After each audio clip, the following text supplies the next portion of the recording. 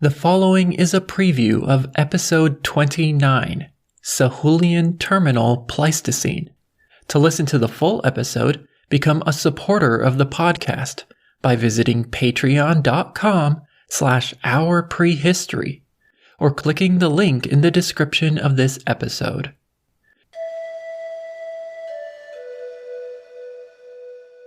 Beyond funerary practices, the Pleistocene skeletons of the Murray River reveal another fascinating type of ritual behavior, one that took place at the start of a person's life.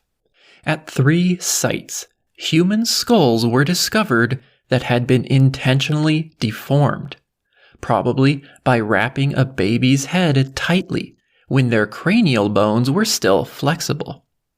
Some of these were found at Coe Swamp, where several, but not all, of the skulls were unnaturally tall and elongated. Cranial elongation was only practiced by some groups living along the Murray River around 14,000 years ago. This tradition is known among some historical societies, and was used as a sign of tribal identity, or because it was thought to increase intelligence. In Australia, the custom of cranial deformation was short-lived. No Holocene age deformed skulls have been discovered. As new rituals emerged and the population grew along the Murray River, life could be quite punishing. The skeleton of an old man buried in an isolated grave provides an interesting insight into the harshness of his lifestyle.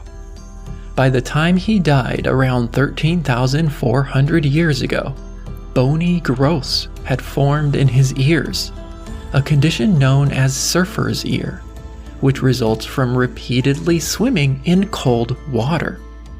His skull had been elongated as a baby, and his teeth were severely worn, with the pulp painfully exposed, possibly from eating tough plant foods. Finally, his bones reveal a violent life, with fractures to the back of his head, lower legs, and both forearms. These injuries, especially the broken skull bone, point toward interpersonal violence.